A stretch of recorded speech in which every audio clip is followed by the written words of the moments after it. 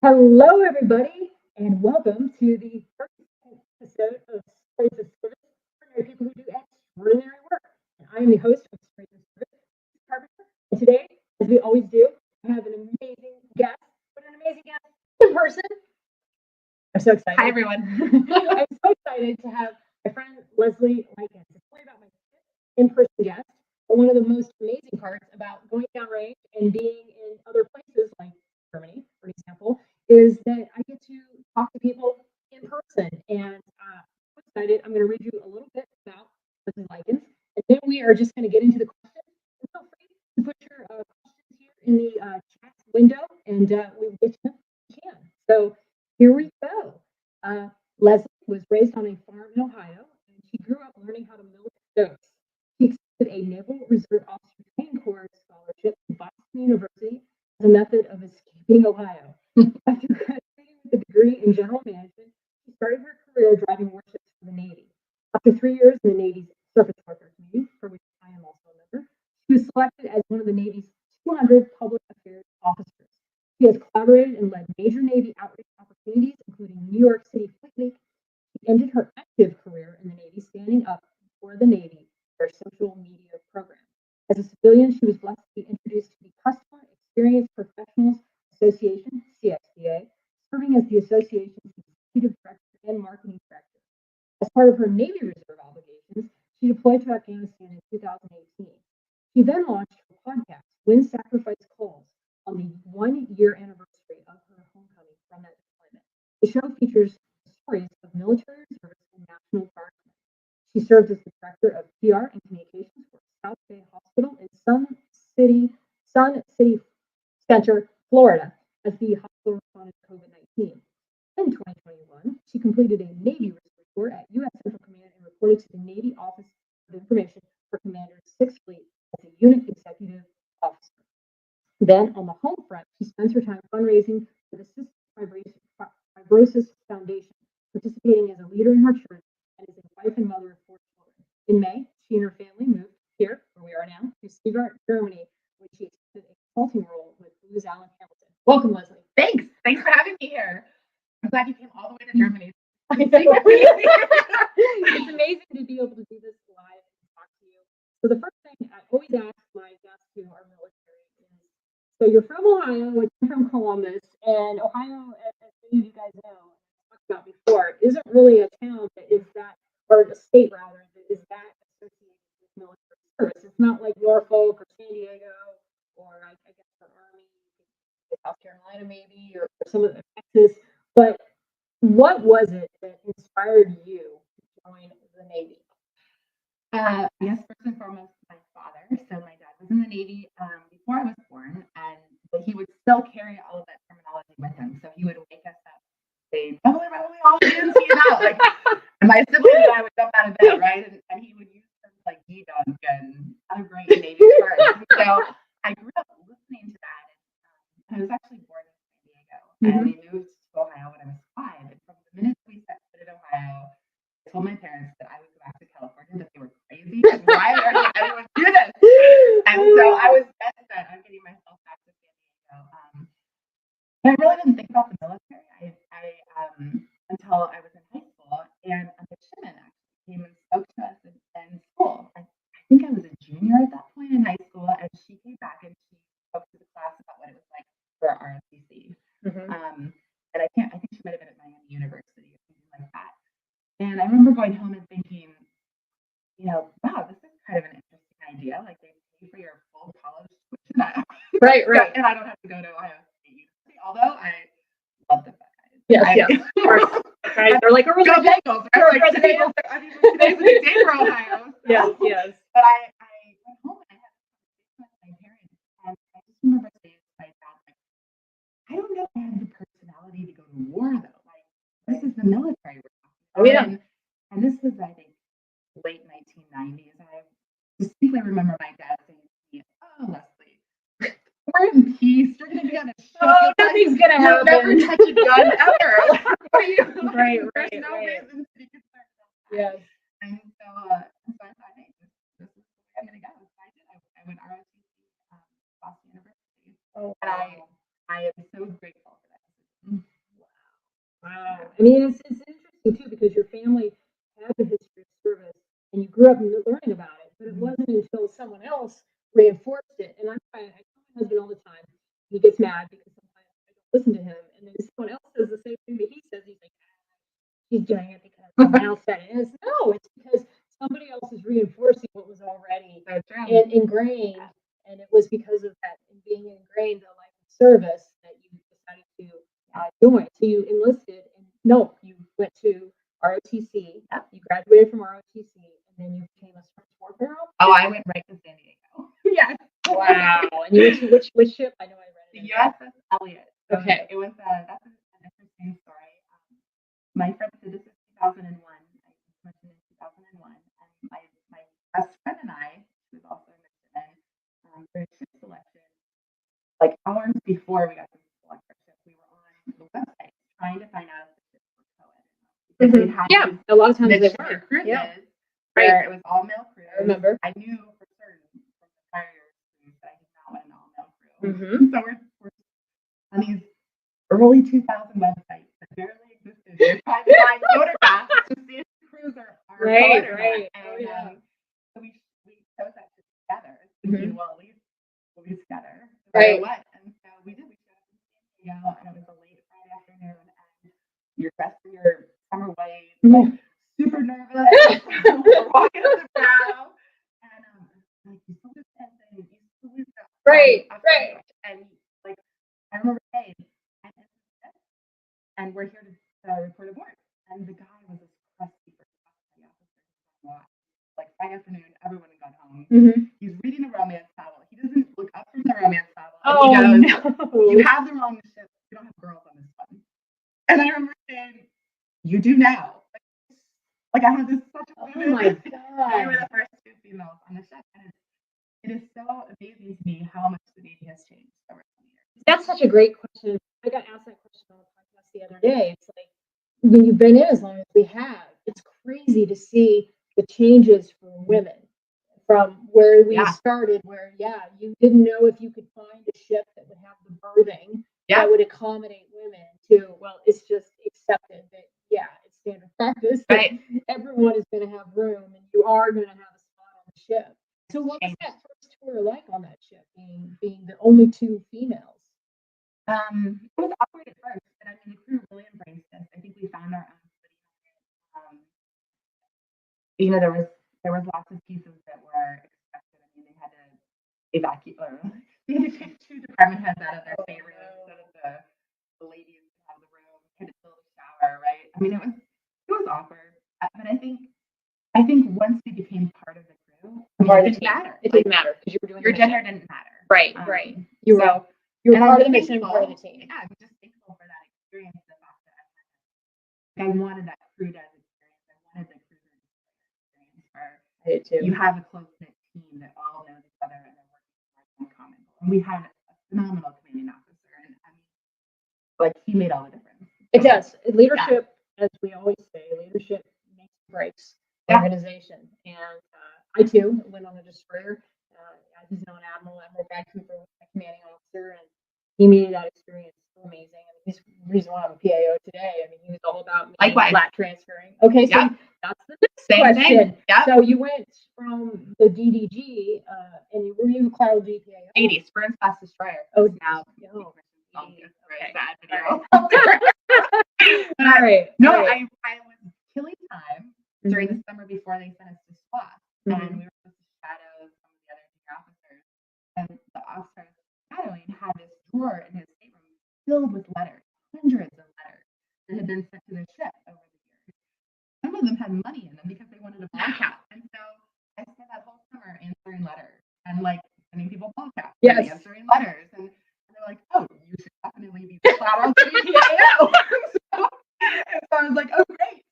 And then I remember thinking, like, the first time the commanding officer was like, maybe you should consider laterally transferring. And I was like, I don't know if I should be offended right now or if I should be excited. Well, because it's like the job, and just to explain to you guys, lateral duty PAO is kind of like the job that nobody wants unless they want to be a communicator. And so when they make you the lateral duty public affairs officer, some people like myself and obviously Lesley over here, we embrace it. We're like, this is going to be great. But there's a lot of people people who don't want it. So the person who ever may have done the stuffy and had the job before you may not have cared. And so there's this backlog of like all these letters and inquiries that you were just burning through. So you hadn't even considered public affairs. No, I didn't even know the community existed. Wow. So yeah, as soon as I got my he started talking to me about laterally transferring, and I'm so grateful because the surface warfare community has a reputation for kind of hold on to their they do, absolutely. And for a leader to see that talent in me and realize that was a way that I could continue to succeed in the Navy, that's a huge skill. So. That is so cool. So cool. So if it wasn't for him, you probably be a professional communicator. Who knows where my path would be? Right? Wow. So you put in that transfer package. Did you get picked up your first time? Second. I think it was my second. Okay.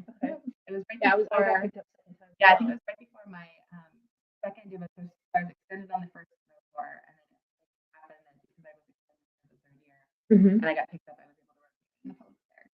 So you were, what was your job as that first year? I started off as the electrical officer, and then moved on to DCA, which is damage control assistant. I loved general quarters. Like, yes. I lived. You're a firefighter. Firefighter for the ship. Awesome. And that's everything for an emergency operation. It was so great. And so then you did your second tour on that same ship? Yeah, we did a cruise lap. So we decommissioned Elliott, and we went out to Australia, and we took over the Fletcher, and then we took the Fletcher on deployment, and we came back and decommissioned that. So you got picked up as a public affairs officer in your second tour, and then now you're an active duty PAO. Yes. So I moved to the East Coast, and start off at Intake, so the Navy Public Affairs Support Element. And it was brand new at the time. It was a new concept, and so we were going out on with the MSIP and Marines. And so I followed Captain Bill Urban. He was on the ESG, and I was on the second ESG. Wow, yeah, it was great. Yeah.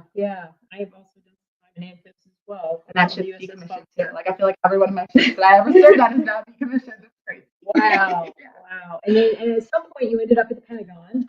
Yeah, I had a tour in New York with Naval, which was an amazing tour, just having the opportunity to be amongst New Yorkers, and there was such an appreciation and honor for our military in New York City. I mean, it was just incredible. And then I went to the Pentagon right as they were trying to speed up social media, and I had this great New York experience where I had, social media was so new, and I'd had the opportunity in New York to interact with people who were, forward thinkers and thought leaders in social media. And so it was just natural that I would then bring that to the Pentagon. That's so cool. And really the Navy embraced social media.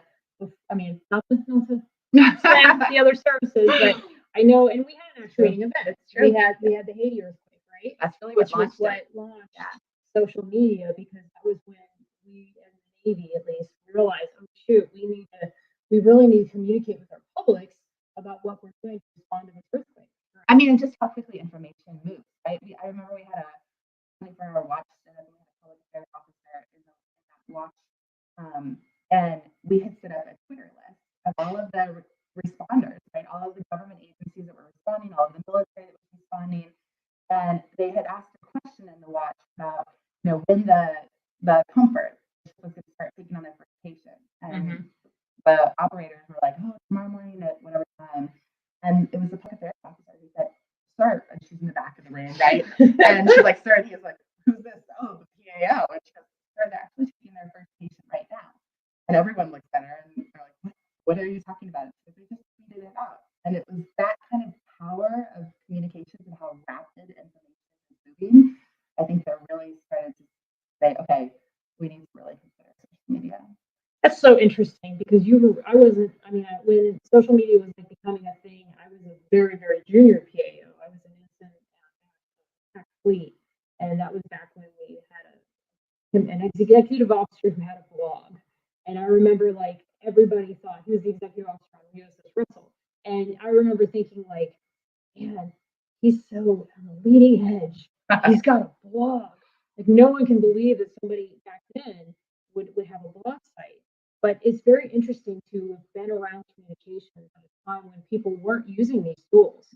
Like there wasn't a StreamYard, there wasn't podcasts, there wasn't any of these kinds of tools to communicate with. Yeah. And you were sort of on the ground where you were just building those things as they along. Is there even a Facebook page on First Info? It for the feels like Navy? the wild, wild west now. I mean, Mhm. we launched the Facebook page as a result of we had to brief the CNL with the plan and what it would look like and how we would Keep interact naval with the front. operations. Mhm. And it was a go. And so we launched the Facebook page and it grew really quickly. But the content was a different story. So the Navy had been or Navy Public Affairs have been so used to a certain type of content that resonated on our armed forces networks, it resonated on our website. Yep. But it's a different type of content for social media. And Sure. so I remember early on, we really had to push creativity amongst our public affairs community to get the right type of content for people to interact with. Mhm. And I think one of the biggest frustrations that I had early on is that I recognized right away that you heard so much from your audience. I mean, there was a dialogue. Mhm. And so we would put out this really unique content and we would hear from people. And in those days, we would interact right there online. Like you would go back and forth with people as the page. And but I remember thinking being so frustrated in that role that we weren't taking that voice and doing something with it. Right. It was just so frustrating to me. It was part of the reason I left active duty. I felt like I was worried about the bureaucracy and why the bureaucracy would hold back innovation, like a scale like social media, right? And then I just felt like there was more out there. There was more that our for-profit companies and businesses were doing so much more. And why weren't we there? Why weren't we there with them in innovative sphere? And then I also another aspect. There were two reasons. So that was one, and then the second one is I was getting ready to have my third child at that point, and I was looking at the carrier report, and I thought, you know what? I don't think I'm gonna have a marriage if I move forward in my career.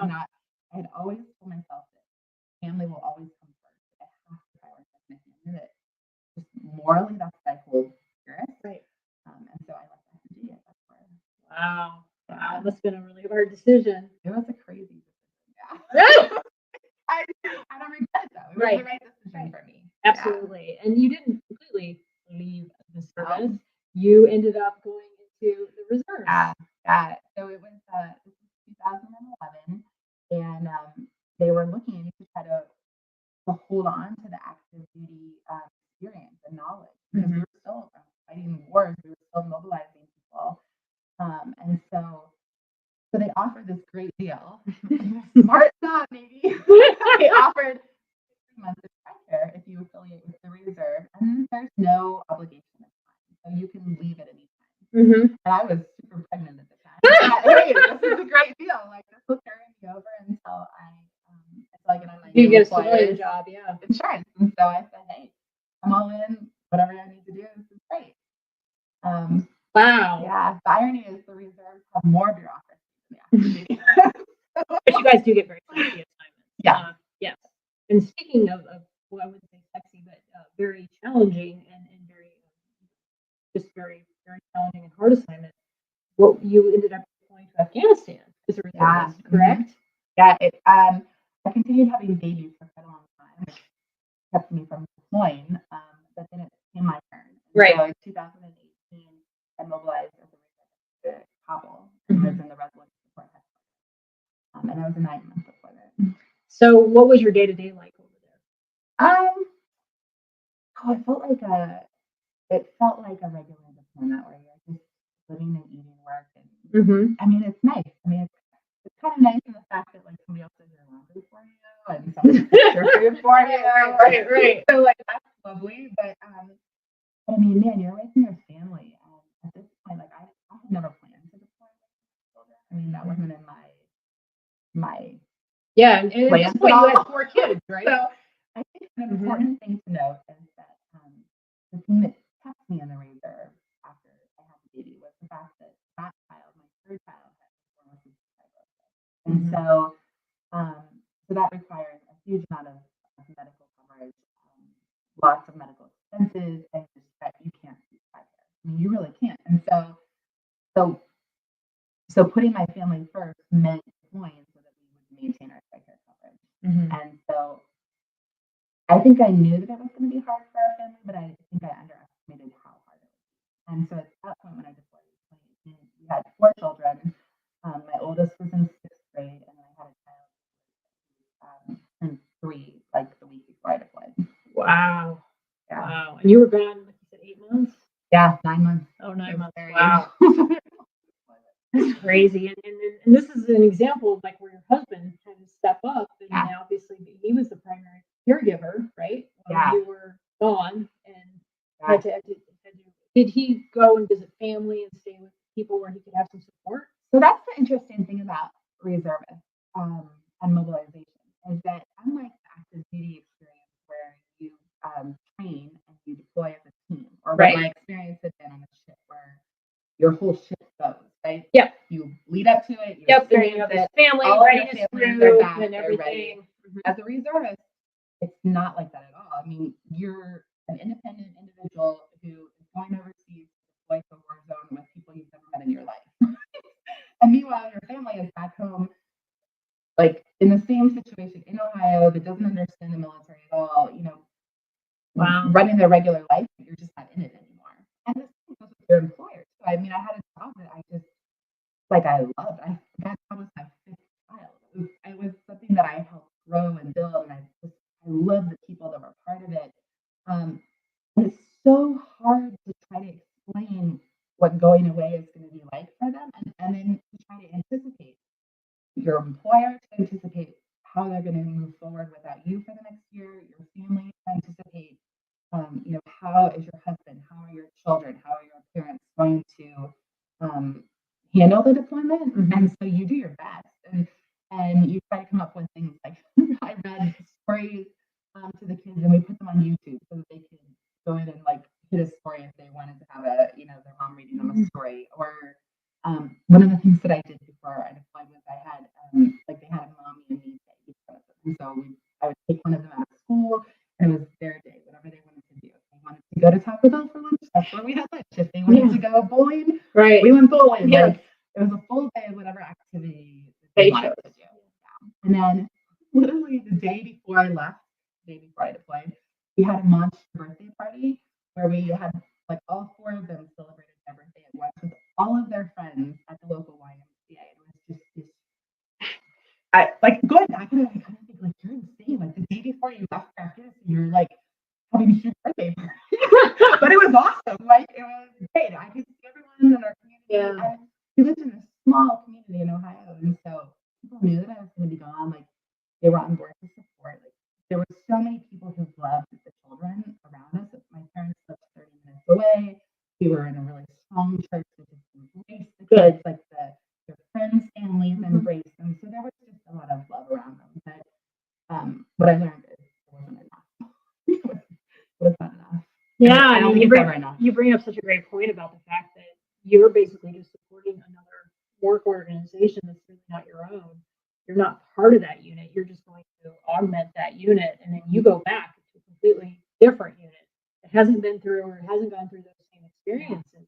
Is that what inspired you to kind of gave you the idea for the podcast, was to try to explain what that experience was like? Yeah, it was interesting. It was so lonely coming back. You leave all of these people who you just served alongside and had all of this intensity and stress, and you built these lifetime bonds with people who you're serving with, and then you just leave. You don't even know if you're going to see each other again. Right. And so you come back home, and it's not like my previous active duty homecomings where there's celebrations on the pier and you're going to have some downtime and then you'll go back to work. And I just remember coming back from my deployments and being oh, let's go eat at my favorite restaurant. I've missed it for the last 6 months. Right. Let's go eat, and then we relax for a few weeks, and then we all come back together, and this is what we talked about when we were overseas, that we couldn't wait to go see a movie, right? And now here we all are, and let's enjoy that moment together. You don't have that. You're by yourself. Right. And the people who are home they've been waiting for you to get home. And I think this is across the board for people who deploy with their families waiting at home, that when you come back home, like the best way that I can describe it is it felt like everyone had this hole in their heart that was a part that had been missing for the last 9 months. And it was this frantic fight to see like if they could fill the hole fast enough. Yeah. And while that's happening, I'm processing it myself. I mean, like it's true. Like it was hard to be in a place with a large audience, like a crowd of people was really hard. Noises was hard. One of the things that I thought was most interesting is I struggled with time when I got back. I mean, I just like I couldn't comprehend time.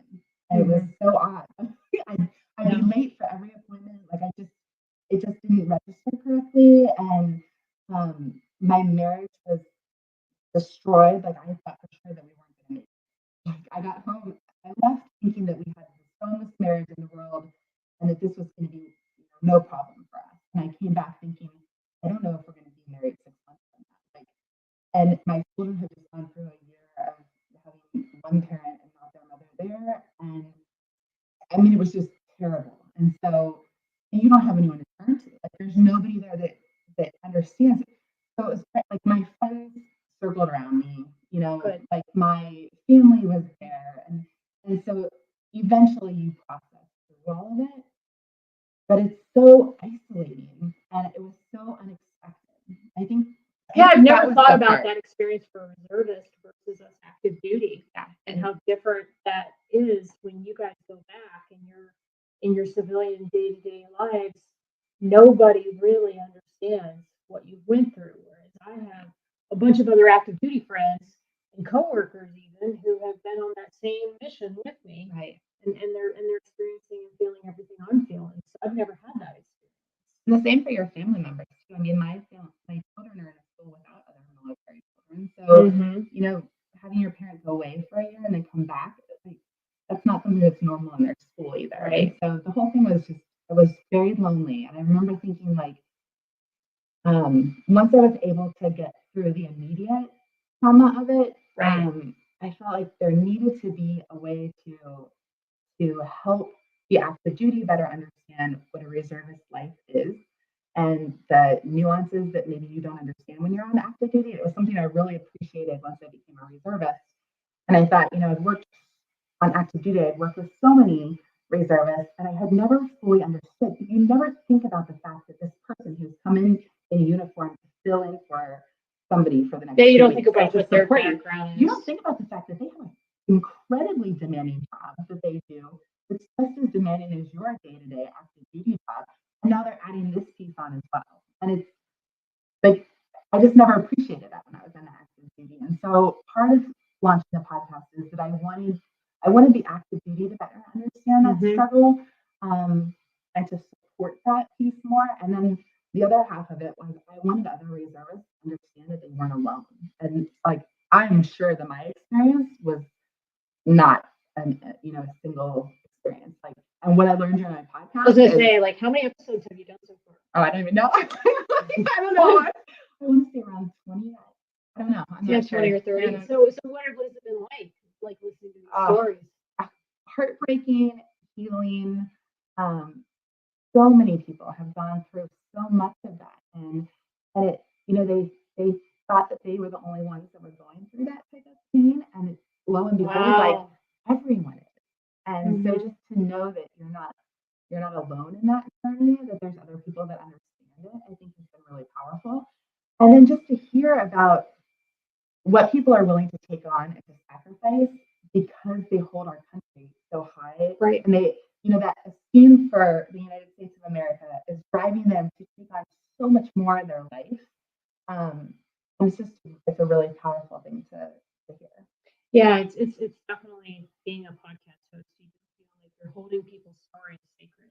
Yeah. And it's a sacred gift to be able to sit down and talk to people like yourself or to do these interviews. And it's not often that I interview another podcaster. So I know you understand how that feels. And it's clear that you found a calling and you found a purpose and a mission in doing this and providing that kind of perspective that really wasn't out there previously, and a lot of people really don't understand.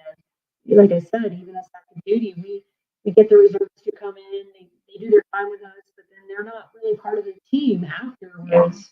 or even before, even sometimes all the workups and the run-ups to our deployment, they're not a part of that either. They just kind of plug in and they go out and sometimes we don't really know what that life is like either, where they have to go back into those jobs.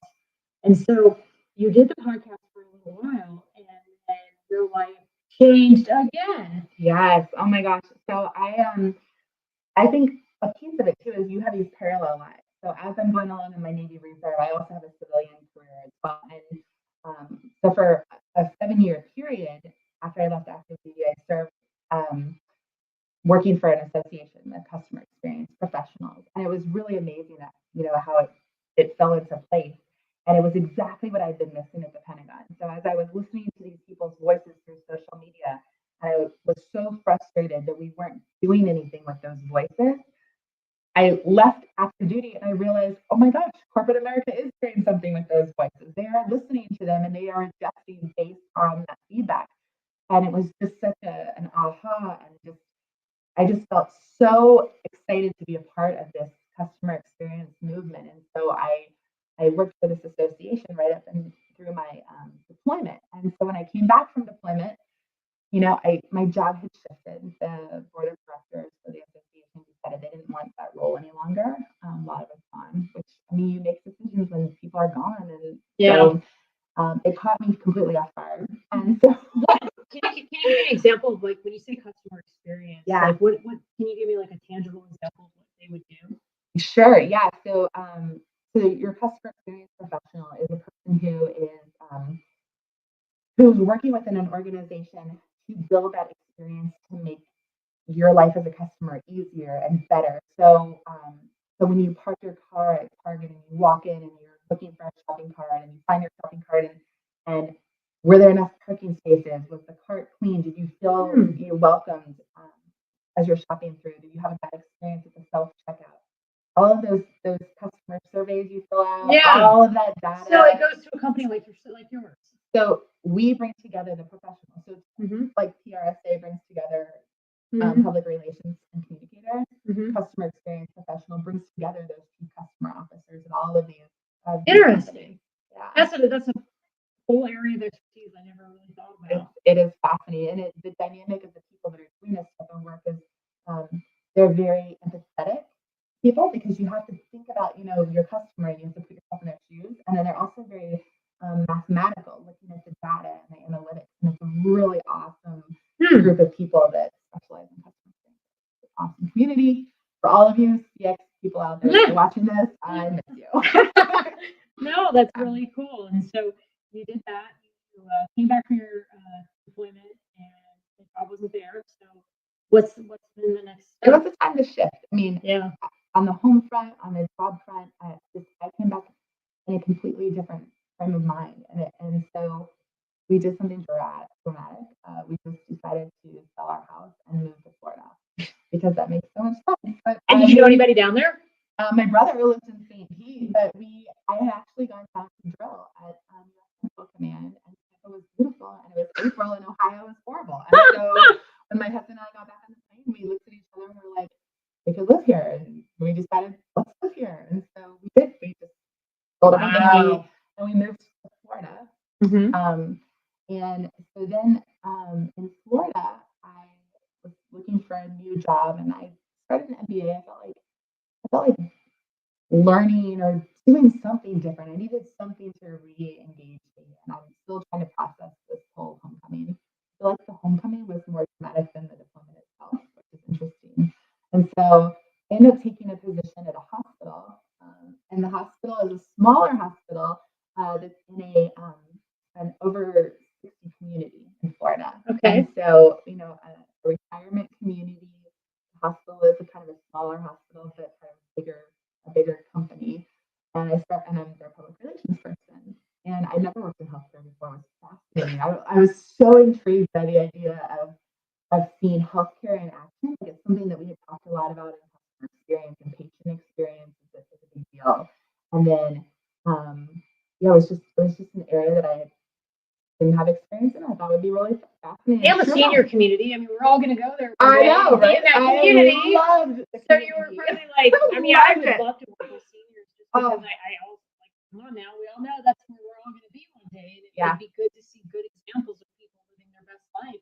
Yeah. and not maybe some who don't, and learning, okay, maybe I don't want to end up down those roads as well. It was just a really impressively awesome opportunity. And I started there in February of 2020.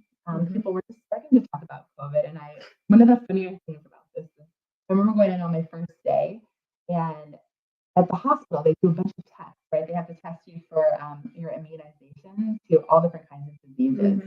And so they did my blood work for that. And they came back and they were like, you're like super immune. Which doesn't surprise me because the military makes sure that we're super immune. Right. We get shots for like every single thing. And the other thing that they do is they have you get tested for a mask, for an actual N95 mask, which requires you to like put the mask on, and they put this hood over your head, a plastic hood. They pipe in a smell of some sort. And if you can smell it, then that means it's the wrong size mask. And so you have to keep trying until you get the right mask. And I remember going through this thinking, this is very odd. And remember, I totally new to healthcare. I'm like, this is very odd. And so I remember looking at the nurse and kind of joking and be like, so am I going to need this? And she goes, oh, don't worry, you're in public relations. You're never going to need this. This is like if we have some kind of breakout at the hospital for something, like you'll never need this. I'm like, okay, sounds good. And I figured out my way. And a month later, man, everyone is wearing these N95. Oh my God. And so my whole time in the hospital was during COVID, during the pandemic. And I just, I'm thankful for it, but I remember thinking, I have one war zone, and now I'm in a hospital during a pandemic. What is going around seniors who are the most high-risk population. And all of their communities are being locked down, and there was so much loneliness and isolation, and the nurses and the staff were just so tired. And that was another thing that I remember thinking, at least when you're in Afghanistan, if you're there, you get for a year, you get 2 weeks of break. Right? They send you wherever you want in the world to give you a break. And these nurses and the other team members of the hospital are not getting a break. And they're just day in and day out. They're coming in, and it's hard, and they're kitted out. And I kitted out, and it is not fun. It's exhausting, and there's no break. And so I just remember thinking, as much support as we can give them, we should give them. And you were telling me the other day when we were talking about this, you kind of stopped being a PAO.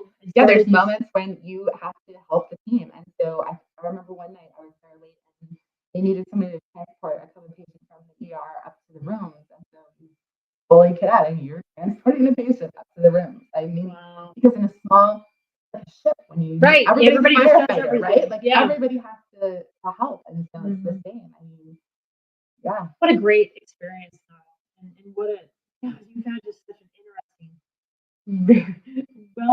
just you've done so much for somebody who was military, and then you've done the corporate experience stuff, and then you've done healthcare, and now you're in Germany. Yeah, right.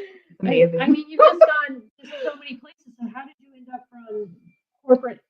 From healthcare in a small hospital in Florida all the way here to start? How did that happen? So a friend of mine in the public affairs community posted the job opening, and I was joking. I came home one day from the hospital, and I saw it on Facebook, and I said to my husband, look at this, you can live in Germany, and I'd love this stuff. This is a great job, and it's totally up my alley, and you can live in Germany. And thinking he would say no way. I mean, right. I don't think Jason ever would. I would never have guessed that you would move over, especially with 4 children in tow, right? Yeah. Right. I was totally joking, and he said, "Oh yeah, you should apply. That sounds really cool." And I remember just thinking, seriously? And so I did, and sure enough, I got the job, and then the next thing you know, we're trying to figure out how you're going to move 4 kids and 2 cats to Germany. Oh my God. I think what I'm hearing from all of this is that you've just got this wonderful sense of adventure, and just this sense of I'm going to go for it. That sounds like a cool opportunity. Where do you think you got that from? Ooh, that's a good. My faith. I definitely think my faith plays a big role in it. So if you're not fearful, if you don't live fearfully, but if you live open to opportunities, and you understand that doors swing both ways, and it's never the end of the line. You make it work. I mean, if it doesn't work, you shift and you take a different pattern, but you just have to be willing to not live fearfully. Right. I mean, I get to see you continuing to just keep moving wherever Like you're just never going to stop. You're going to be one of those people that I think they're going to be in your 80s. Like, what should I do now? What should I get into? Oh, that sounds I know a great community in Florida. right? Yeah. Oh no, I love it. I love it. So do you guys have a good church now here in Steuben? Yeah, so it's really, so moving to Germany is extremely hard. And I Mhm. think, a lot of the military families here that I've talked to said that this is one of their harder moves that they've ever done. I mean, it's just, I don't really even know what it is. It makes it so challenging, but it's been a really hard transition. And we've been, so you think of Germany as that they're going to speak lots of English, and I guess we just assume oh yeah, we know that they speak Deutsch, but there's mostly English, and that was not the case. Mostly when it comes to church, so you find there's like 3 hours. 30 places. So we have found an amazing church community, and good. Oh gosh, community is so important to It me, is. and I think like that's really what centers me is community. I think Me it's too. why I like communication so much. And there's a really good book, right? So Oprah just came out with this Bruce Perry called What Happened to You. And in this book, Bruce Perry, who's the psychiatrist, talks about the importance of community, especially in trauma, when you're overcoming trauma. Absolutely. And it's so tough. And so, anywhere we go, I will look for those communities and try to circle myself in a community as soon as I get there, because it's so powerful. It really is. It's been like I think I told you earlier. Now that I have this, the Fathom tribe and these ladies who I'm talking about, two others, and sometimes we bring in some people as well, as much as we can. But it makes all the difference to just have the support around you and people that you can talk to and go back and forth with on a routine basis. And you don't, and I've had periods in my life where I didn't have that. And so I just know how powerful it is. So I think that's, and the fact that you're so resilient, that you can find that wherever you go, because there's a lot of people who do the moves as much as we do, and they don't just get right into a good community or a good support group. And it doesn't have to always come from a church. It can come from a support group, a bowling league, or a wedding club, or anything. But when you move to a place and you don't know anyone, or even if you go back to your hometown and all your friends are busy, then you've got to find new friends and new connections. Otherwise, you'll end up doing things that are not good, like drinking all the time or doing other numbing behaviors that are not healthy. Yeah. And so it's so important to find those healthy people that are doing something that engages you. What do you think for somebody who is just starting their career and doesn't know because you've done so many things in your career and you have had such a rich tapestry of different things that you've experienced. What advice would you give them as they're in their early 20s and they're starting their lives? What would you tell them? Oh my gosh, just listen to the people who've gone ahead of you. Yeah. I wish I had done more listening early in my life. I think that you have so many lessons that you learn along the way too, and so don't beat yourself up about those lessons. There's times that I think of the way that I was a division officer, and I was so passionate about things, so driven, and I wasn't so good at looking at it from the other point of view. And I wish I could go back and do more of that and more listening along the way. There were times where a really hard leadership lesson that I learned was while I was working for PA, and I just took on everything myself, and it didn't do a good job of lifting up the people around me. It was much more about the work that needs to get done and do whatever we need to do to get it done, instead of me helping others help to get it done. Right. And so there's just those moments in your life that you're going to learn those lessons, but you need to be able to be reflective and to really listen. My dad had a quote that he said growing up all the time. It's my favorite quote to this day. And it's, what's the gift of, I'm going to totally miss it out now that it's 5. It's a poem. What's the gift to give us to see ourselves as others?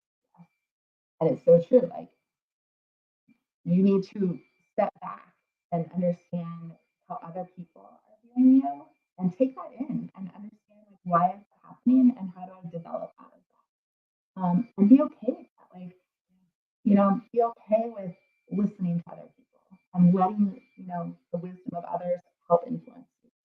So, yeah. I totally agree. And be open to any chance and opportunity that comes your way. Don't be Yeah. I love it. I love it. Love it, love it, love it. Anything that I didn't ask you that you want to add or anything else?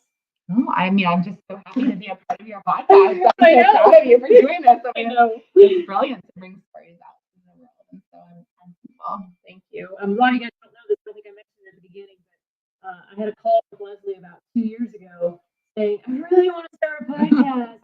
But I was fearful and I wasn't sure and I just wasn't ready. And finally, I just got over all of that and said, screw it, I'm going to do it. And it's just neat to come full circle like this and sit down with you and be out here in Germany. So thank you all for watching on your Super Bowl Sunday. So I know your Super Bowl is happening probably a little bit or might already be happening. Go Bengals. Okay, yes, go Bengals. But thank you all for watching. I should have another guest on here this Wednesday, waiting to get my work schedule and see if that'll work out. So stay tuned. But hope you guys enjoyed the broadcast, and I'll talk to you later. Have a great day.